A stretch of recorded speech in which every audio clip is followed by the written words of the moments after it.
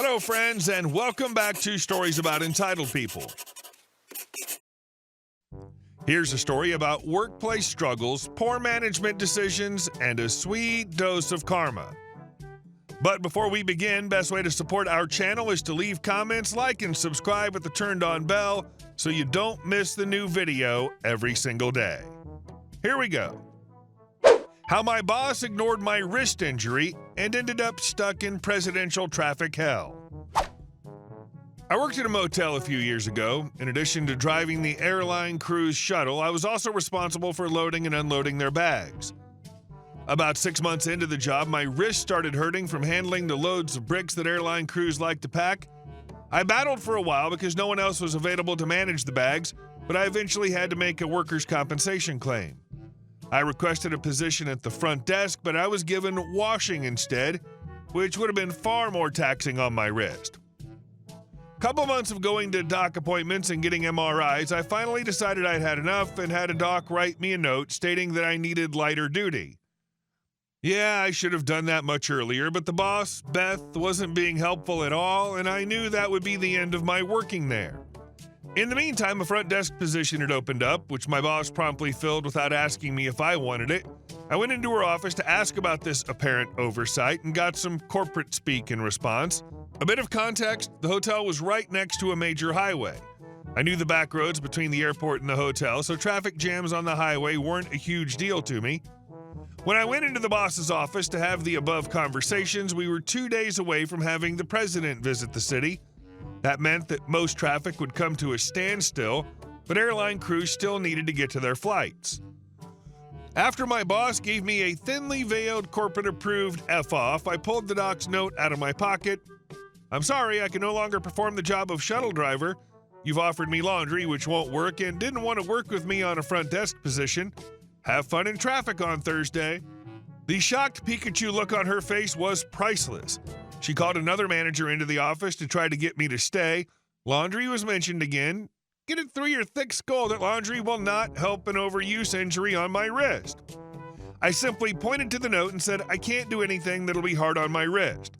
I've asked more than once about front desk, which I'm more than capable of doing, but I guess that's not an option now that Beth filled the position. I heard later from a coworker that Beth herself had to do the shuttle runs that day. I enjoyed my day on the couch and occasionally checked to see how screwed traffic was. This story is a prime example of why employers should listen to their staff, especially when dealing with workplace injuries. You gave them ample opportunities to accommodate you, but they doubled down on dismissing your needs. Your boss's corporate-approved response was a short-sighted move that backfired spectacularly when the reality of the job hit her. The poetic justice of Beth being stuck in traffic on such a chaotic day is just perfect. Enjoying your couch day while the city gridlocked? That's the kind of sweet karma we live for. Bet she never underestimated a shuttle driver again. And our second story. That time I freaked out the ER.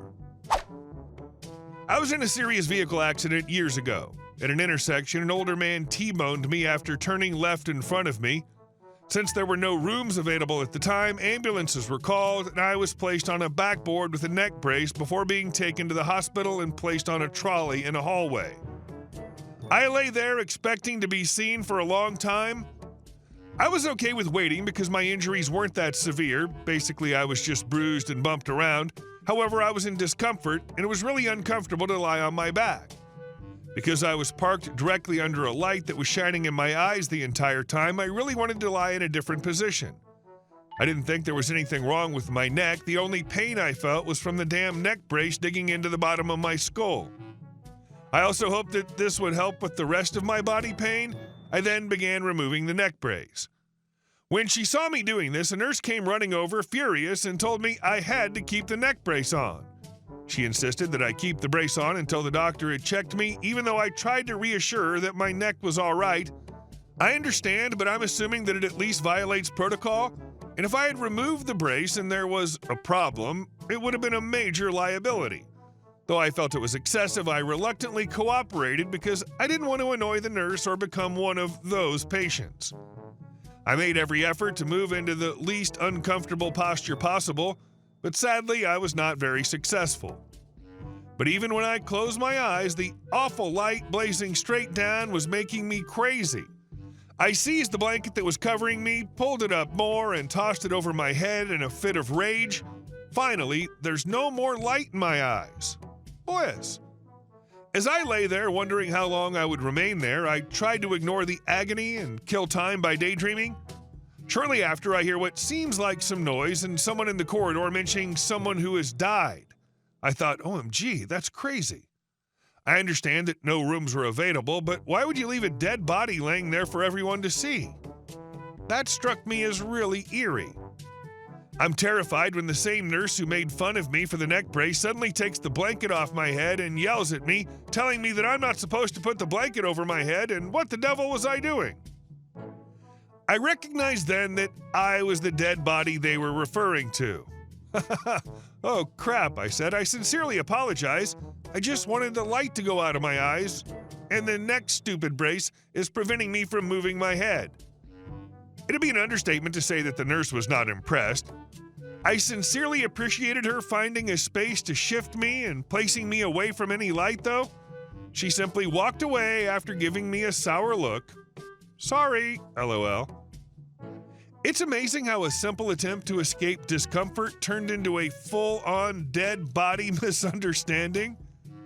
You were just trying to block out the light, and suddenly you're the star of a hospital ghost story. The nurse's reaction is priceless.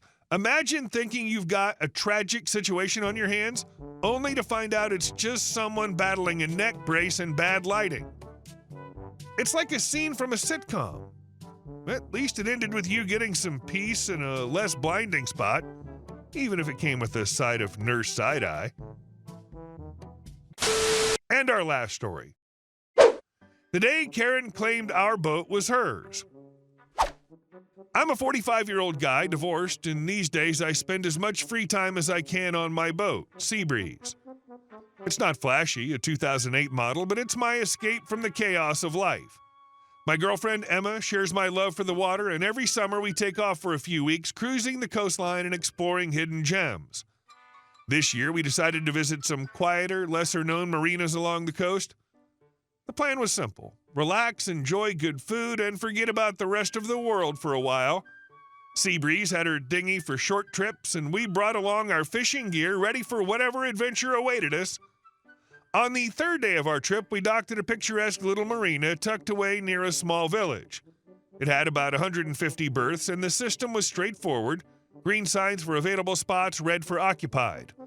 We found a prime spot near the facilities, tied off and settled in. Our neighbors, an older couple with years of sailing experience, were welcoming and struck up a friendly conversation about the best spots to visit along the coast.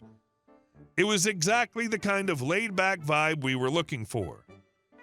That evening, as Emma and I grilled dinner on the stern, a large trimaran came lumbering into the marina. From the moment it appeared, it was clear that the crew on board had no clue what they were doing. Lines were tangled, the engine was revving erratically, and at one point they came dangerously close to hitting another boat. Emma winced as they tried, and failed, multiple times to dock. The harbor master eventually came over, and a small crowd gathered to watch the chaos unfold. Leading the charge was a woman I'd later know as Karen. She barked orders at her crew, a mix of friends and family who were clearly out of their depth. After what felt like an eternity, they finally managed to tie off, and Karen strutted ashore like she'd just conquered the 7 seas. She immediately started complaining about the facilities, berths, and even the harbor master himself, declaring that the marina was poorly run and not up to her standards. Emma nudged me and whispered, "I hope we don't run into her again." The next morning, as we prepared to set off, Emma's prediction came true. While I was checking the engine and she was tidying up the galley, Karen marched over, looking annoyed. "Hey," she snapped, glaring at me. "What do you think you're doing?" "Good morning," I said cautiously. "We're getting ready to head out. Why?" "You can't leave," she stated, arms crossed. "That's my boat." I blinked at her, genuinely confused. "Your boat? This is my boat. I've owned it for years." Karen rolled her eyes dramatically. "Don't lie to me. This is a rental marina, and I spoke to the company last night.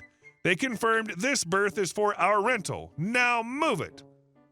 I laughed, thinking she was joking, but her scowl told me otherwise.